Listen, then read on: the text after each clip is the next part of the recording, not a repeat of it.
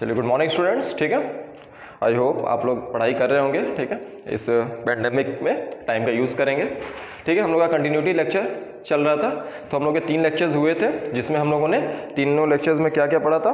पहले तो कंटिन्यूटी का डेफिनेशन समझा था, जो लिमिट्स का ही एक्सटेंडेड फॉर्म होता है, जिसमें हम लोगों ने RHL किसी पर्टिकुलर सिंगल पॉइंट कंटिन्यूटी की बात की थी। For a function to be continuous at a single point से x equal to a, RHL at that point should be equal to LHL at that point should be equal to value of function at that point। ठीक है ना, ये किया था। फिर इस पर कुछ क्वेश्चंस हम लोगों ने किया था। फिर हम लोगों ने टाइप्स ऑफ डिसकंटिन्यूटी का डेफिनेशन किया था ना। ठीक है, removable type, non removable type और डिसकंटिन्यूटी ऑफ सेकंड काइंड, और फिर ऑस्किलेटरी टाइप ऑफ डिसकंटिन्यूटी देखी थी।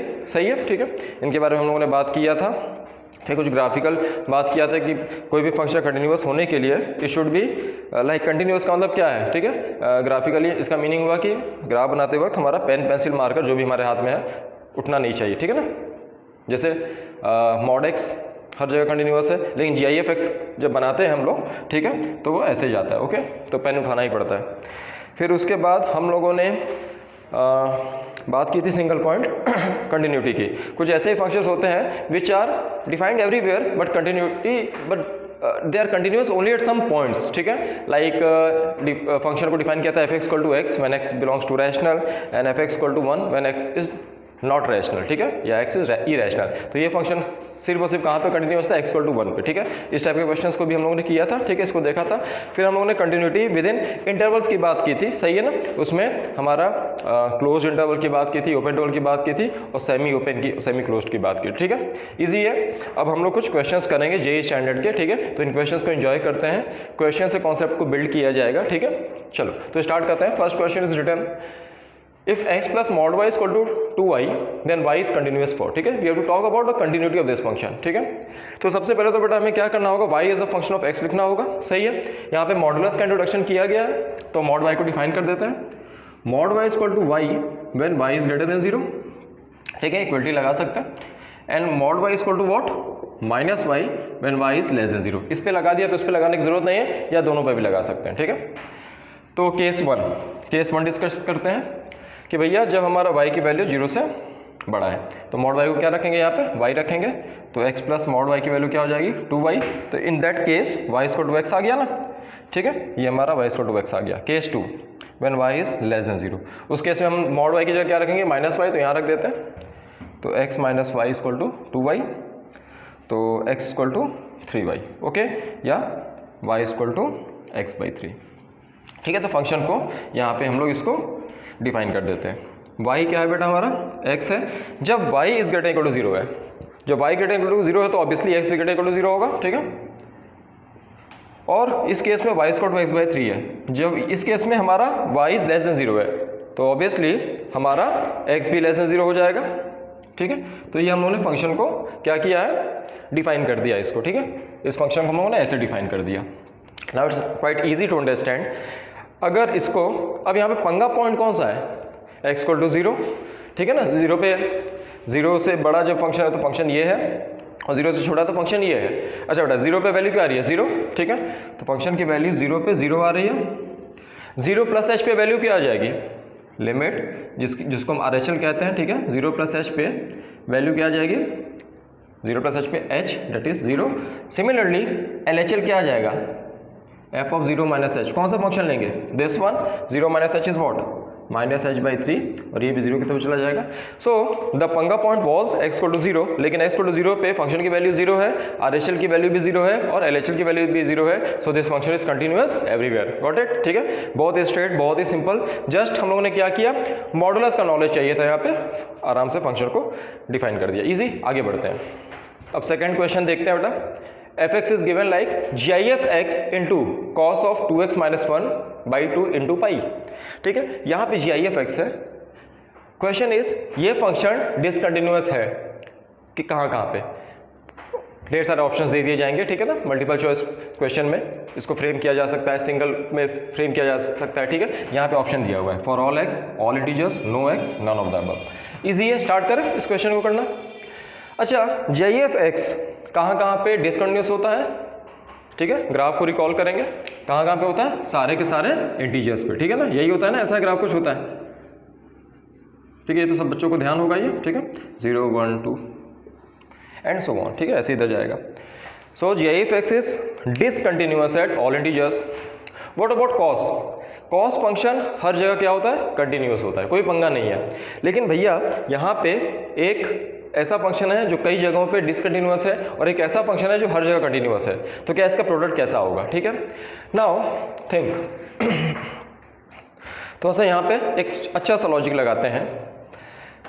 बेटा किसी भी इंटीजर पे बात करें, पंगा पॉइंट कहाँ पे होगा? इंटीजर्स पे ही पंगा होगा, क्योंकि इंटीजर्स पे ही डिसकंटिन्यूअस हो रहा है। कोई भी इंटीजर ले लेते हैं, से x = 10, 5, 2, ठीक है ना, कोई भी इंटीजर ले लेते हैं। सपोज x को हमने क्या ले लिया है? 2 ले लिया है, ठीक है। जब x को हमने 2 ले लिया तो यहाँ पे क्या हो जाएगा? 4 - 1/2 दैट इज 3/2। cos of 3/2 पाई।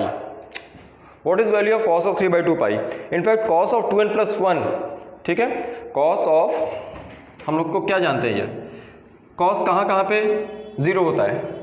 π/2 पे, 3π/2 पे, 5π/2 पे, 7π/2 पे, -π/2 पे, -3π/2 पे, -5π/2 पे एंड सो ऑन, ठीक है ना। तो ऑड मल्टीपल ऑफ π/2 पे 0 होना है, तो बेटा ऑड मल्टीपल ऑफ π/2 आ रहा है, ये 3π/2 का के साथ क्या मल्टीप्लिकेशन में 3, तो ये चीज़ बेटा 0 हो जानी है। भले ही ये फंक्शन x = 2 पे डिसकंटिन्यूअस होता, लेकिन 2 पे तो इसकी वैल्यू क्या हो जा रही है? 0 हो जा रही है, तो ये तो हमेशा कांस्टेंट फंक्शन आ जाएगा ना। जहां पे पंगा होना था वहां पे तो हमेशा 0 हो जा रहा है, ठीक है। तो दिस फंक्शन क्या है? जहां पे पंगा होना था हर एक इंटीजर्स पे, ये फंक्शन की वैल्यू 0 हो जा रही है। It means what? This function is continuous everywhere. So this function is question was this function is discontinuous at, answer is no x, ठीक है। जहां पे पंगा था वहां पे तो 0 हो जा रहा है। इजी, गॉट इट, ठीक है। फिर आगे बढ़ते हैं, आगे कंटिन्यू करते हैं। I hope you enjoyed this question. ये क्वेश्चन बहुत इंपॉर्टेंट है। ऐसे क्वेश्चंस जेई फ्रेम करके कंफ्यूज करता है बच्चों को, ठीक है। सिमिलरली एक दूसरा क्वेश्चन देखते हैं अभी, ठीक है, आगे बढ़ते हैं। ओके इट्स, ठीक है। इस क्वेश्चन को देखते हैं। यहाँ पे fx दिया हुआ है tan of pi into GIF of x - pi divided by 1 + GIF(x) का होल स्क्वायर। ओके, ठीक है, ये पूरा tan के साथ है। We have to talk about continuity, ठीक है ना। क्वेश्चन इसको ऑप्शनल क्वेश्चन भी बना सकते हैं कि भाई this function is discontinuous at, और ये this function is continuous at, option दे दिए जाएंगे। ओके, स्टार्ट करें, फिर से आते हैं बेटा। Talking about tan function is not continuous at x = 2n + 1 π/2 where n belongs to integer। बेटा ये सब देखो बेसिक ग्राफ्स के बेसिक। अब tan x, तुमसे कोई बोलता है कि भैया tan x कहाँ पे कंटिन्यूअस नहीं है, तो सबसे पहले ये बताओ tan x कहाँ पे डिफाइन नहीं होता है, ठीक है। tan x का ग्राफ तुरंत दिमाग में आना चाहिए, सामने में ग्राफ बन जाना चाहिए। tan x is not defined at x = 2n + 1 π/2 where n belongs to integers। जब वहाँ पे भैया डिफाइन ही नहीं है तो कंटिन्यूअस कहाँ से होगा? इजी। तो tan x यहाँ पे क्या नहीं होता है? कंटिन्यूअस नहीं होता है, ठीक है।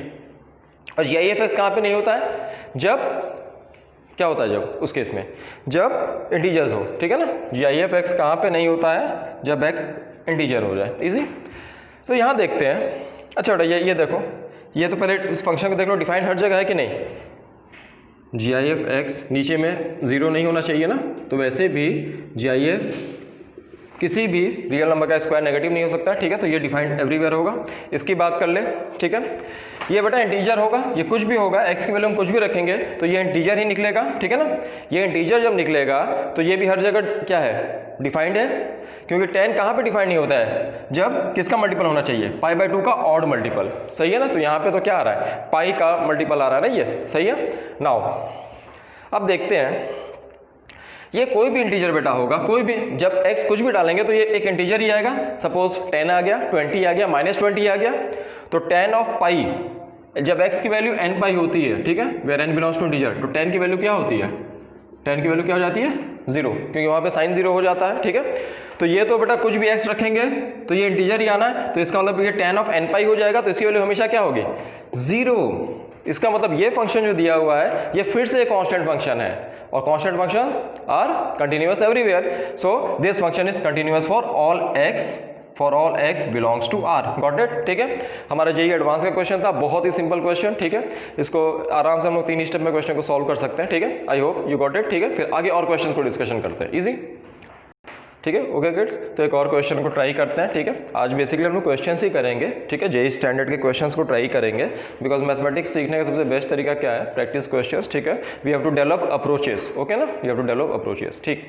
यहाँ पे क्वेश्चन लिखा हुआ है, if m and n be two positive integers greater than 1 and एक लिमिट की वैल्यू दी हुई है। अब बच्चा बोलेगा कि सर लिमिट का क्वेश्चन क्यों आया, बट हमने क्या बोला था, लिमिट्स और कंटिन्यूटी, ठीक है ना।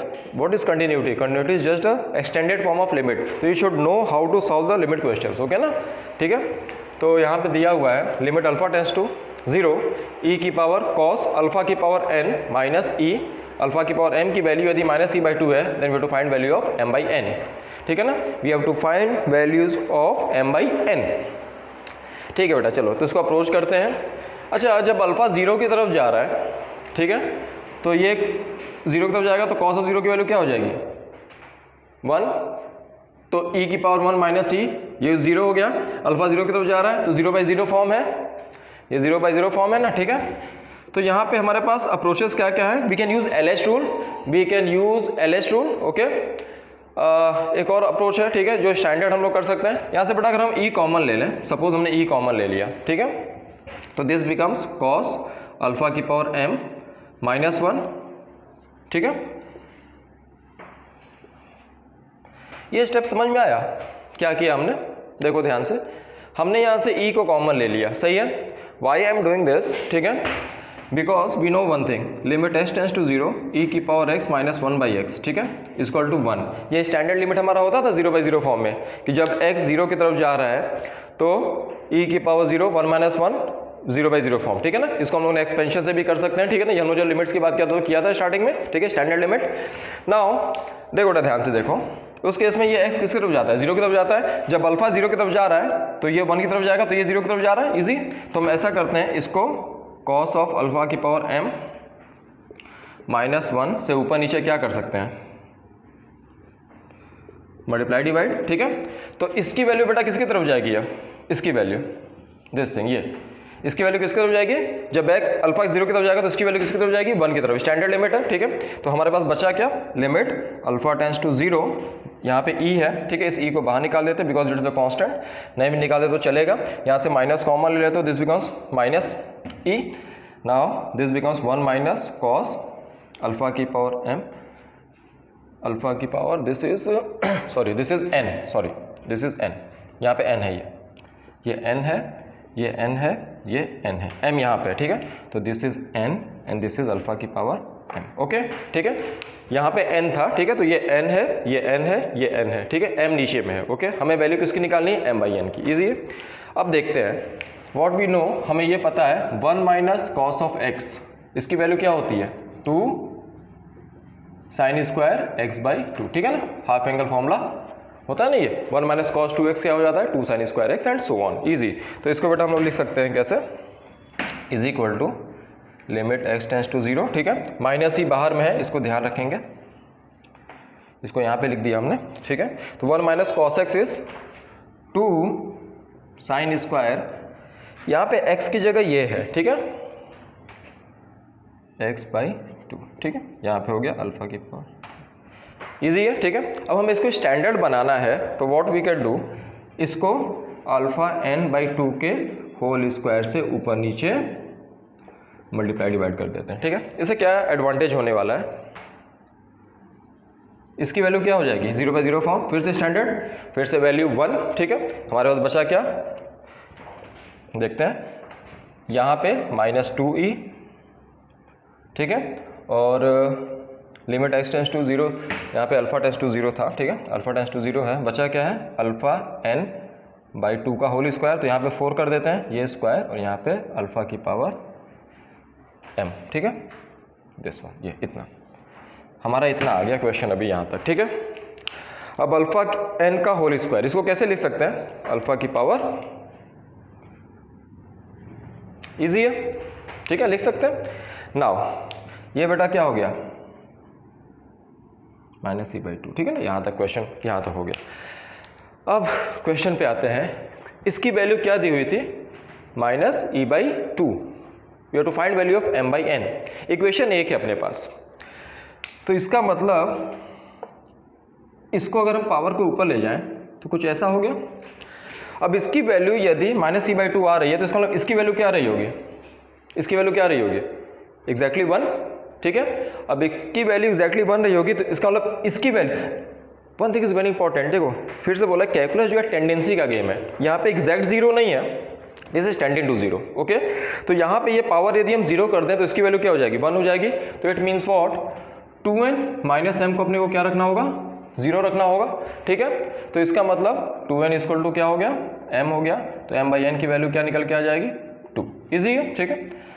ये क्वेश्चन हमारा इंटीजर टाइप में आया था जेईई एडवांस में, इजी क्वेश्चन में इसको हम लोग, ठीक है, ये इजी लेवल का क्वेश्चन है, बस हमें क्या करना है स्टेप वाइज। अब जो बच्चे यहाँ पे एलएच रूल अप्लाई किया होगा उसको इस क्वेश्चन को करने में 5 से 6 मिनट लग जाएगा, ठीक है। तो यहाँ पे टाइम को बचाने के लिए गो वाया स्टैंडर्ड रूल, ओके, ठीक है। तो एक अच्छा क्वेश्चन है, एलिमेंट्री कह सकते हैं इसको, ठीक है। तो ऐसे क्वेश्चन जेईई देता है जिसमें कॉन्स्टेंट्स की वैल्यू निकाली जाती है, ठीक है, तो आसानी से कर सकते हैं, ठीक है। अब आगे नेक्स्ट क्वेश्चन को ट्राई करते हैं, ईजी, ठीक है किड्स। एक और क्वेश्चन देखते हैं फिर, यहाँ पे दिया हुआ है if alpha beta belongs to real number be such that इस लिमिट की वैल्यू 1 है, then you have to find the value of 6 into alpha plus beta, okay, ठीक है।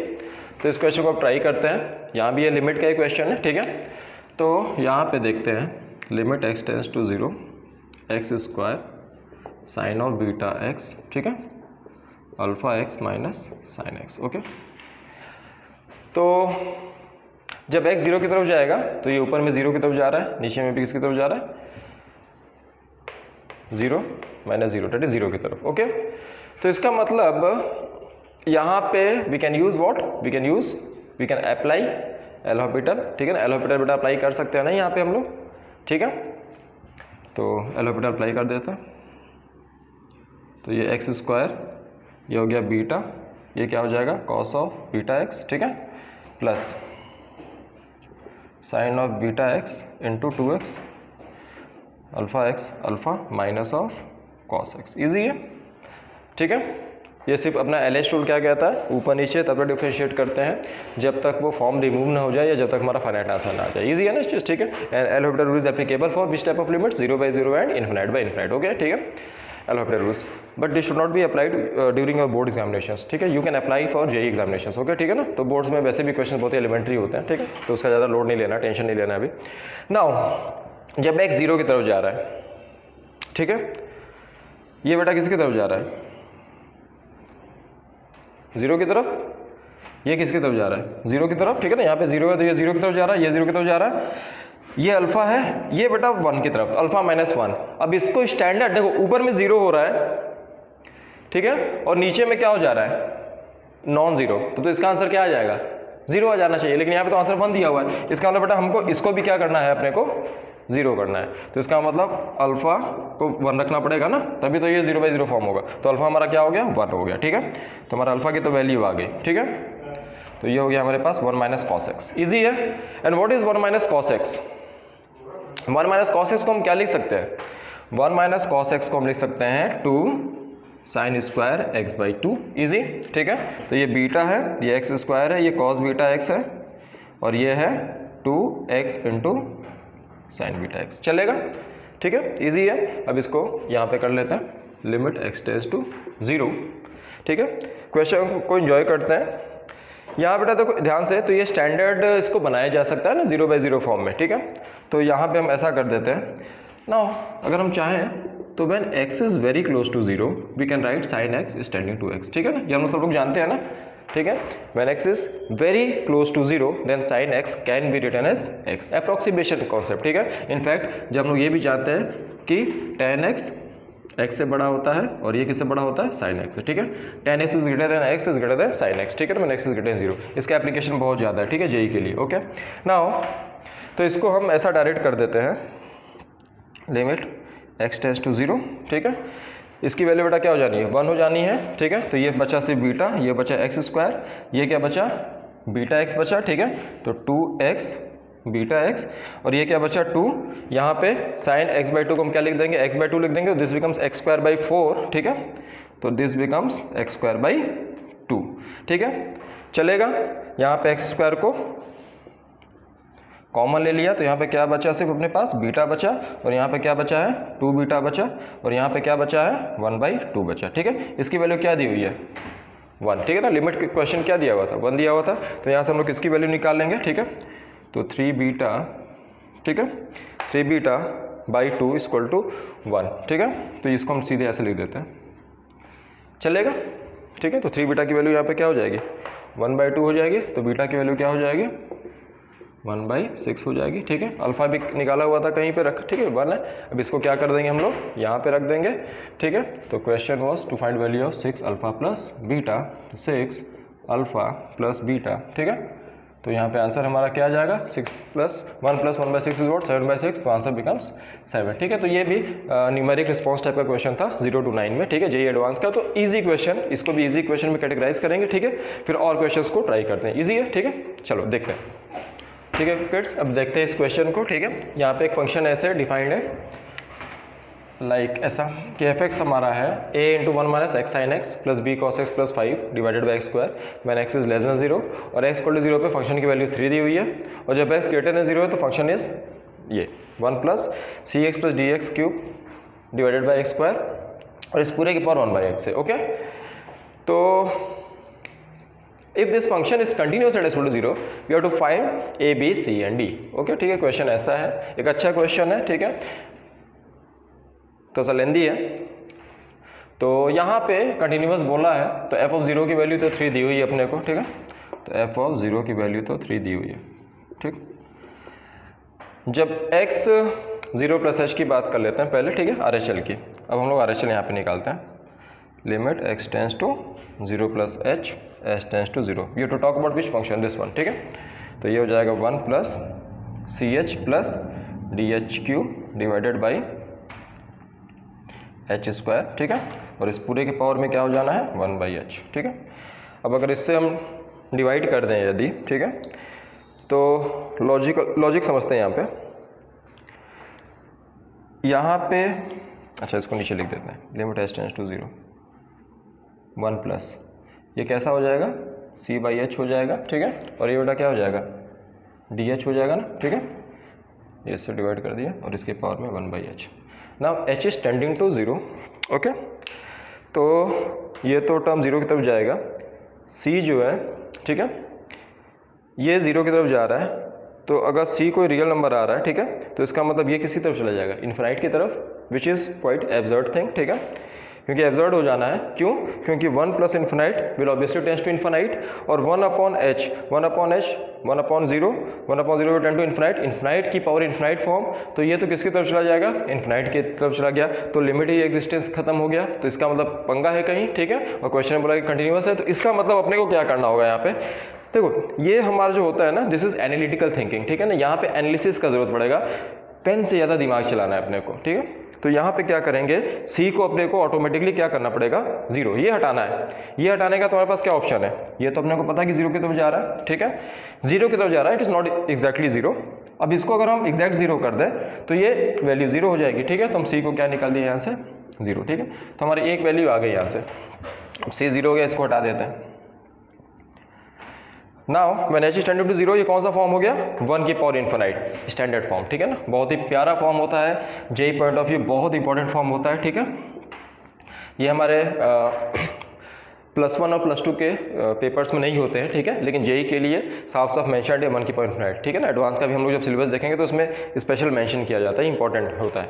तो f(1 की पावर इन्फिनाइट) क्या होता था, f की पावर g कोई फंक्शन होता था, limit h tends to a। ठीक है ना, इस फॉर्म में, तो इसको हम लोग क्या लिख देते थे e की पावर जो भी लिमिट दिया हो, ठीक है ना, g × f-1। ठीक है, ये हम जल्दी जल्दी बता दे रहे हैं, इसको कई बार पढ़ा हुआ है। ठीक है, अब देखो, तो इसको यहाँ पे कर देते हैं, limit h tends to 0 e की पावर, यहाँ पे हमारा f g, तो e की पावर g × f-1, तो 1 + dh-1, गॉट इट। ठीक है, h टेंडेड टू 0, तो ये कट हो जाएगा, तो e की पावर d बचा। ठीक है ना, तो हमारा यहाँ पे e की पावर d, मतलब हमारा RHL क्या आया e की पावर d। ठीक है, ओके, तो RHL आया e की पावर d, तो इसको रब कर देते हैं। ठीक है, इसको लिख देते हैं, तो RHL इज e की पावर d। ठीक है, यहाँ पे मेंशन कर दो।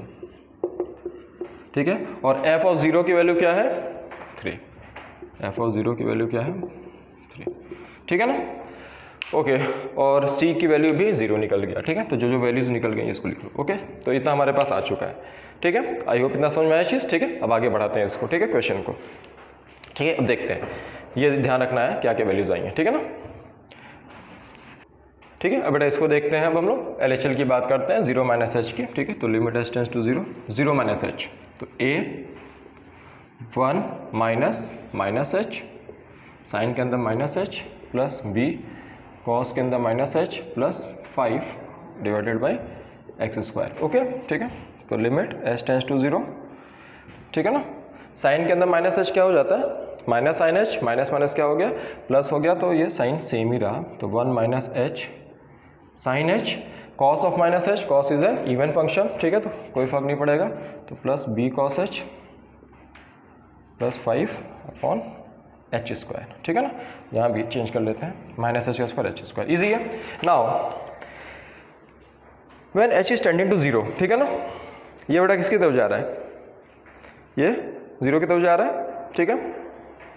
ये किसकी तरफ जा रहा है, cos 0 1 की तरफ, ठीक है। तो ये बचा b, ठीक है। तो यहाँ पे लिख देते हैं ऐसा, ये हुआ a, ठीक है ना। यहाँ पे 1, ये बचा प्लस b प्लस 5/0, ठीक है।